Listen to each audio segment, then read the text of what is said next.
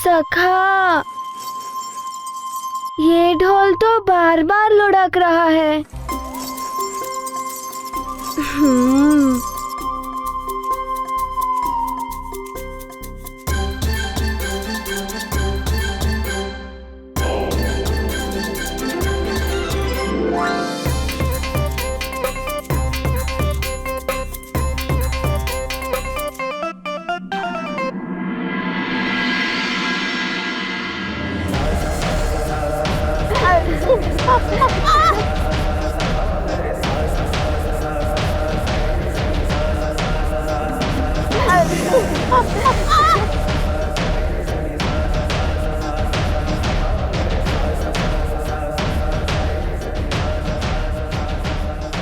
मित्र मारुति, तुम तो ढोल भी अच्छा बजा लेते हो।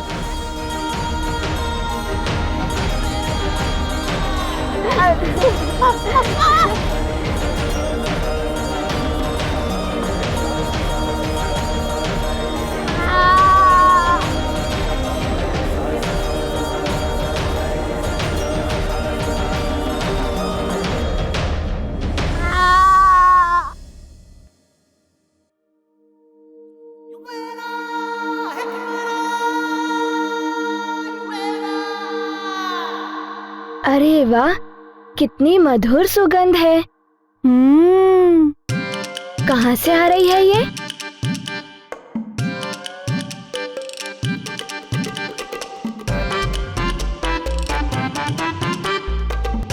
आहा, कितनी मनमोहक सुगंध है।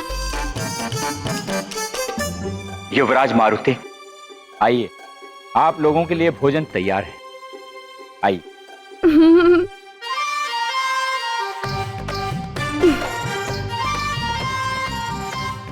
चलो मित्र।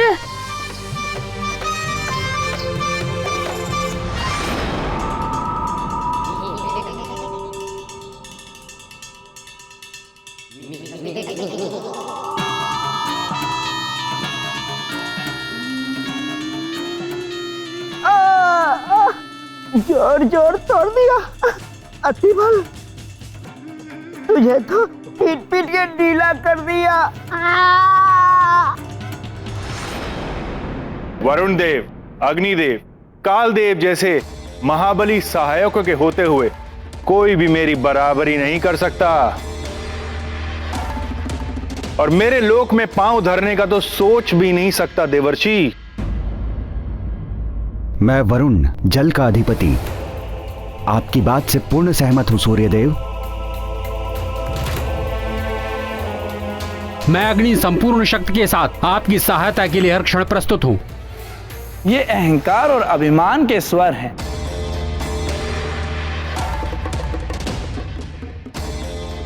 मुझ काल के होते हुए कोई कैसे सूर्यलोक पर पांव धर सकता है? सूर्यदेव, दंभ दैत्यों को शोभा देता है। देवताओं को तो दया में ही रहना चाहिए। नारद जी, आप दैत्य कह रहे हैं मुझे?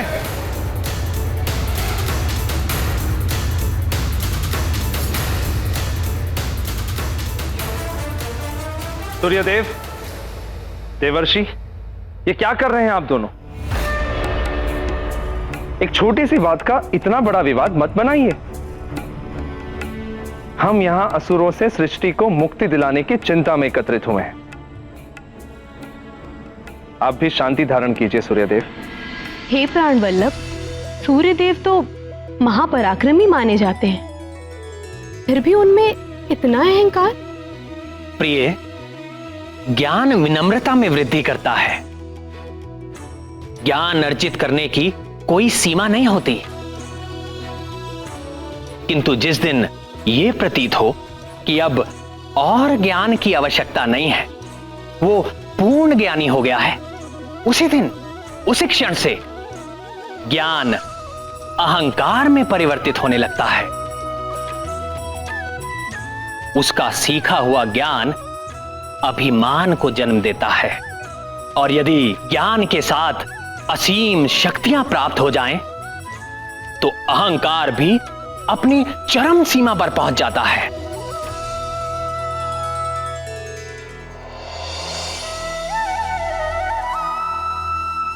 एक योगी की परीक्षा ऐसी ही परिस्थिति में होती है।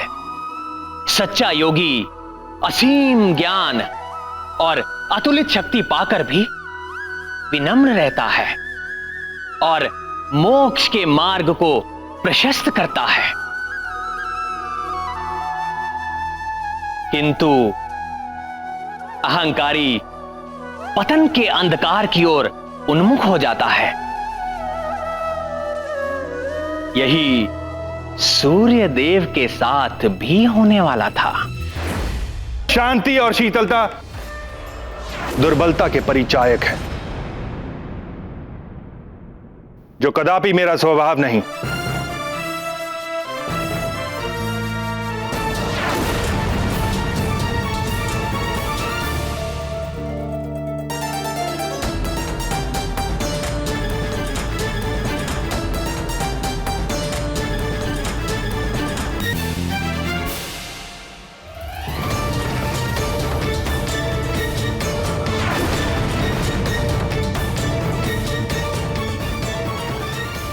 सूर्यदेव, आपका ये अहंकार तो तोड़ना ही होगा। सुमेरु राज्य में होने वाला आयोजन ही निमित्त बनेगा आपके इस अहंकार के टूटने का।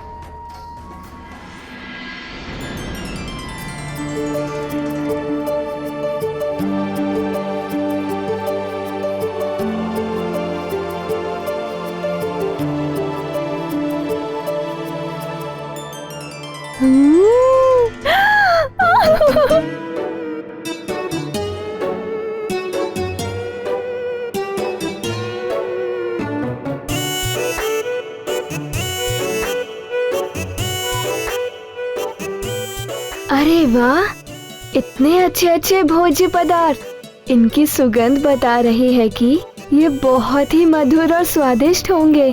माँ ने तो आज तक इतने रुचिकर पकवान मारुति को खिलाए ही नहीं। युवराज मारुति, आरंभ कीजिए।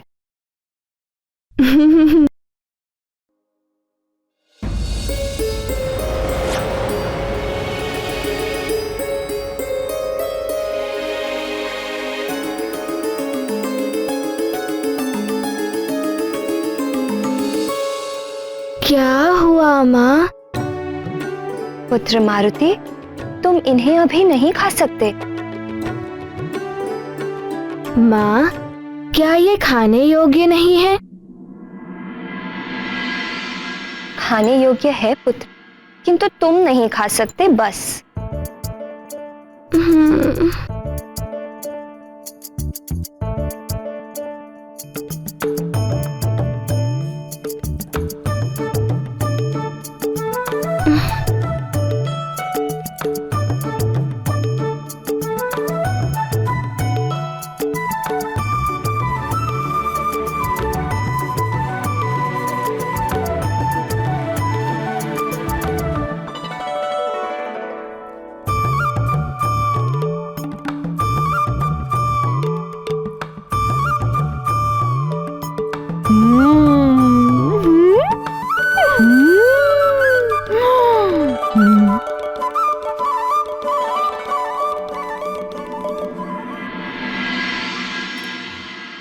वाह, कितने मधुर लड्डू हैं ये, और ये पेड़ा भी बहुत स्वादिष्ट है।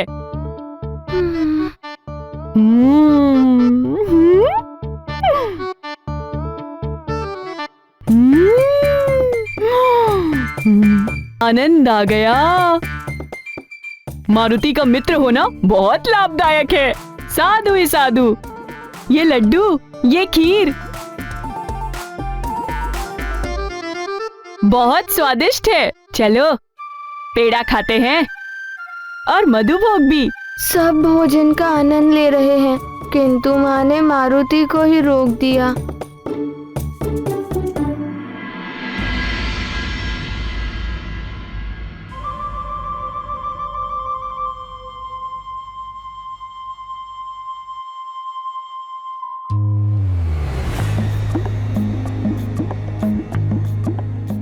सखा,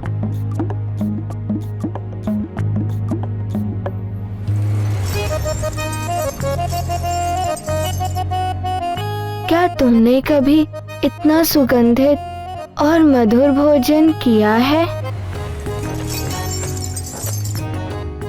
कोई बात नहीं सखा, दुग्ध भी अच्छा ही होता है। हाँ, अच्छा ही होता है, किंतु ये पकवान तो निश्चित ही दुग्ध से अच्छे होंगे।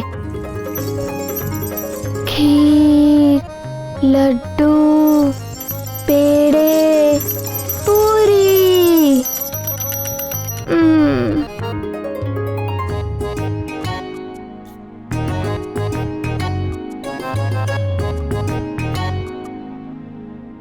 मारुति,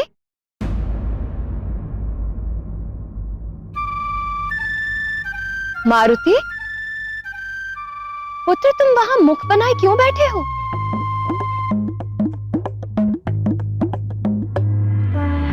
नारायण नारायण। हाँ,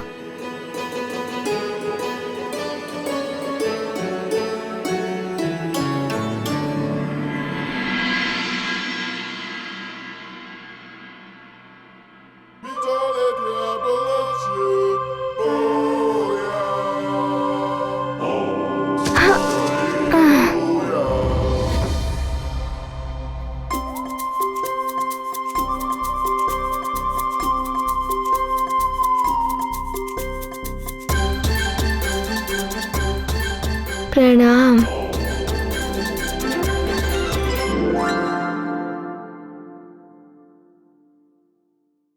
नारायण नारायण। इतने मधुर पकवान किसी भूखे के समक्ष और उसे खाने से रोक दिया जाए तो उसके मुख पर अप्रसन्नता तो दिखेगी ही। इन पकवानों की सुगंध से तो आहा, मेरा मन भी ललचा रहा है।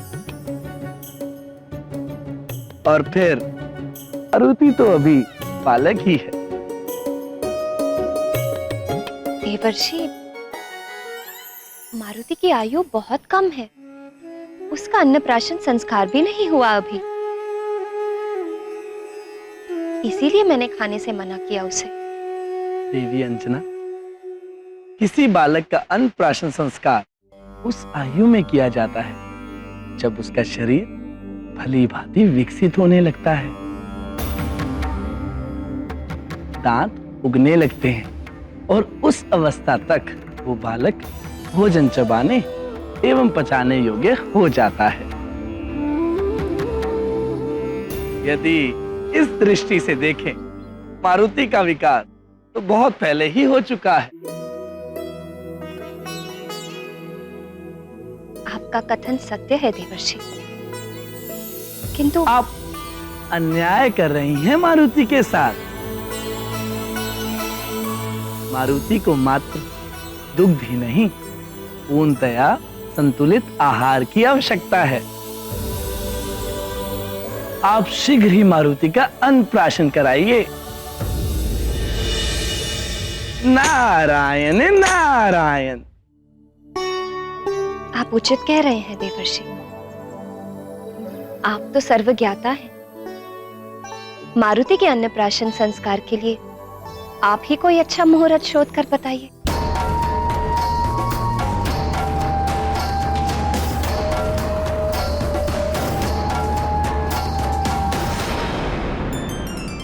मारुति के अन्नप्राशन संस्कार के लिए आप ही कोई अच्छा मुहूर्त शोध कर बताइए।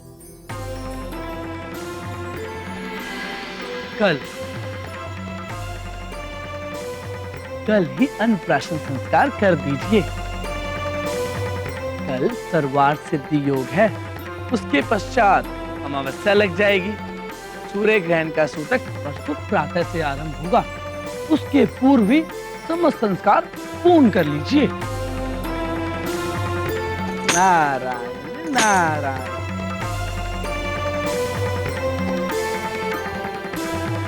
देवर्षि,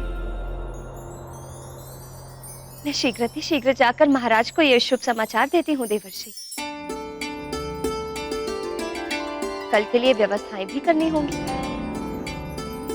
माँ, हमारे घर में ये सब है, पेड़े पकवान ये सब है, ये सब है। हाँ पुत्र, सब कुछ है, पूरा भंडार है आपके लिए। पूरा भंडार?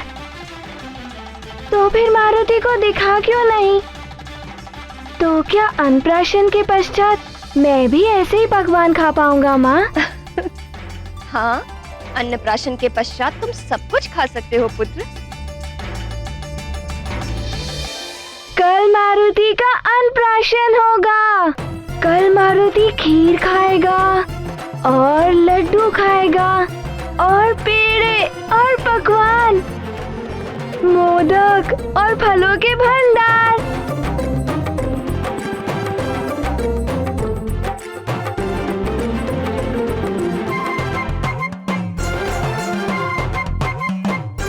प्रणाम।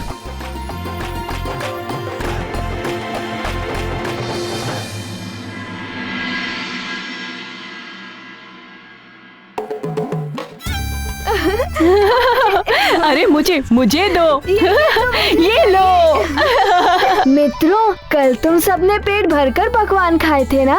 आज मेरी माँ भी मेरे लिए स्वादिष्ट स्वादिष्ट पकवान बनवा रही है। अच्छा, मारुति भी तुम सबके भांति पेट भरकर खाएगा। आज मारुति का अन्नप्राशन है ना?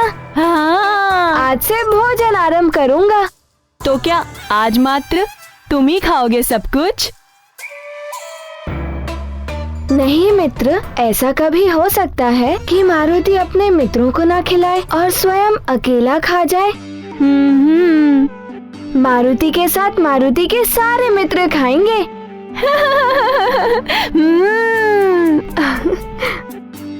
पुत्र मारुति, हाँ?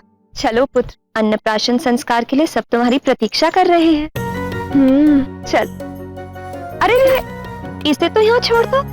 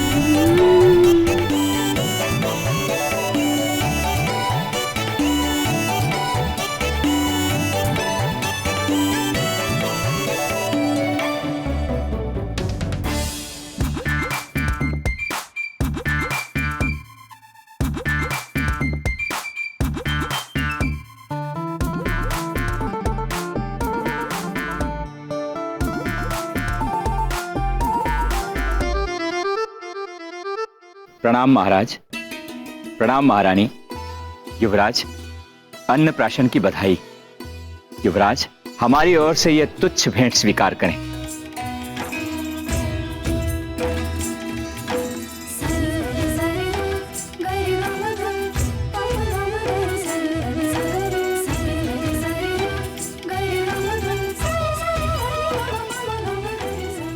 आपको अनेकों आशीर्वाद और शुभकामनाएं युवराज।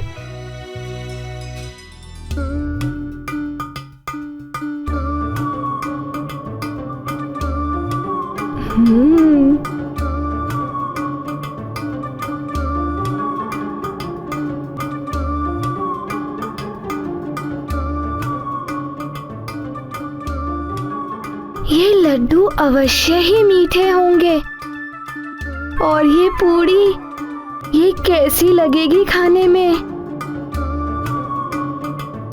मारुति तो रोक ही नहीं पा रहा अपने आप को। ना जाने क्यों इतना विलंब कर रहे हैं सब। बालक मारुति की क्षुधा बढ़ती जा रही है और यही तो मैं भी चाहता था।